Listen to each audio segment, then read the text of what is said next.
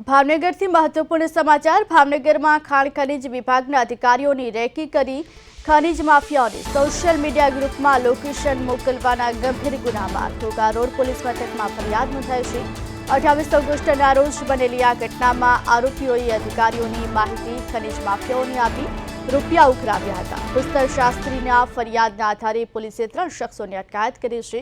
આગળની તપાસ શરૂ કરી છે। આ કૌભાંડ ખાણ ખનીજ વિભાગની સુરક્ષા પર પ્રશ્નો ઊભા કરી રહ્યો છે। ત્યારે ભાવનગરથી સમાચાર। ભાવનગરમાં ખનીજ રેકેટનો પર્દાફાશ થયો છે। ખનીજ માફિયાઓ બેફામ થયા છે। ત્યારે ખનીજ વિભાગ દ્વારા કાર્યવાહી કરવામાં આવી ખનીજ રેકેટનો પર્દાફાશ કર્યો છે। ખાણ ખનીજ વિભાગના અધિકારીઓની રેકી કરવામાં આવતી હતી। માફિયાઓને માહિતી પહોંચાડવામાં આવતી હતી। પુસ્તક શાસ્ત્રીએ પોલીસ ફરિયાદ નોંધાવી છે।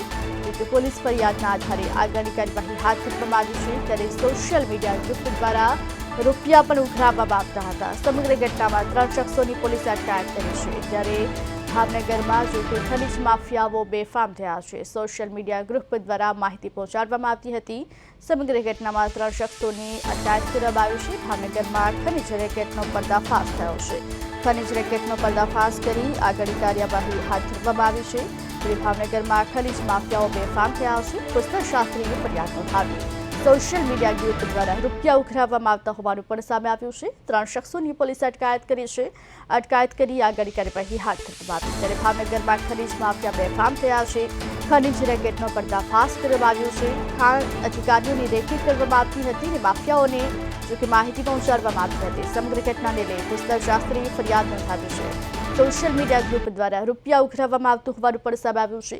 ફરિયાદના આધારે આગળની કાર્યવાહી હાથ ધરવામાં આવી છે। વધુ વિગત સાથે અમારા સંવાદદાતા અલ્પેશ ડાભી જોડાઈ ગયા છે। જી અલ્પેશ, ભાવનગરમાં ખનીજ માફિયાઓ બેફામ થયા છે। ખનીજ રેકેટનો પર્દાફાશ કરવામાં આવ્યો છે, શું છે વધુ વિગત? જી ઉર્વશી, ચોક્કસથી જણાવી દો, વાત કરીએ તો ભાવનગરમાં જે પ્રકારે ખનીજ ચોરીની ઘટનાઓ સામે આવી રહી છે, ત્યારે ખનીજ ચોરીની ઘટના લઈને સરકારી તંત્ર પણ એલર્ટ બન્યું છે।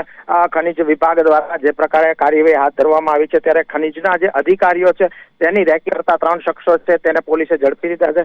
ખાસ વાત કરીએ તો તારીખ 28 ઓગસ્ટના રોજ ખાણ ખનીજ વિભાગના અધિકારી દ્વારા તેની રેકી કરાતી હોય તેવી ફરિયાદ છે તે નોંધાવી હતી। જે ફરિયાદના આધારે પોલીસે કાર્યવાહી હાથ ધરી હતી અને ઘોઘા રોડ પોલીસ મથક દ્વારા ફરિયાદના આધારે 3 શખ્સોને છે તે ઝડપી લીધા હતા। તેઓ અધિકારીની રેકી કરી અને સોશિયલ મીડિયા પર ગ્રુપમાં માહિતી મૂકતા હતા, જેથી કરીને તેમની જે ખનીજ ચોરી છે તેનો જે વાહનો જતા હોય તે અધિકારી પહોંચે તે પહેલા જ સગે વગે થઈ જાય તેવી તમામ જે કાર્યવાહીને લઈને આજે મેસેજ છે તે કરાતા હોવાનું હાલ જાણવા મળ્યું છે, જેને લઈને પોલીસ દ્વારા 3 શખ્સોને ઝડપી લઈ કાર્યવાહી હાથ ધરી છે। જી અલ્પેશ, સમગ્ર ઘટનામાં હાલ કેટલા ભૂમાફિયાઓ સામે ફરિયાદ નોંધવામાં આવી છે અને કેટલા હજુ ફરાર છે? જી હાલ ચોક્કસથી 3 લોકો સામે જે પ્રકારે ફરિયાદ નોંધવામાં આવી હતી અને જે 3 શખ્સો છે તેને પોલીસે ઝડપી લીધા, પરંતુ આ 3 શખ્સોને ઝડપ્યા બાદ અધિકારી દ્વારા જો આ અંગે કોઈ માહિતી આપવામાં આવશે તો વધુ શખ્સો સામે ફરિયાદ નોંધાય તો નક્કી નહીં, પરંતુ હાલ અત્યારે જે 3 શખ્સો સામે ફરિયાદ નોંધાય છે તેને ઘોઘા રોડ પોલીસે ઝડપી લીધા છે અને કાર્યવાહી હાથ ધરી છે। જી અલ્પેશ, સમગ્ર માહિતી આપવા બદલ આપનો આભાર। ભાવનગરમાં ખનીજ માફિયાઓ બેફામ થયા છે, ત્યારે 3 શખ્સોની પોલીસે અટકાયત કરી છે। તો રેકી કરી અને જો કે માહિતી પહોંચાડતા હતા। પુસ્તક શાસ્ત્રી દ્વારા ફરિયાદ નોંધાવાઈ।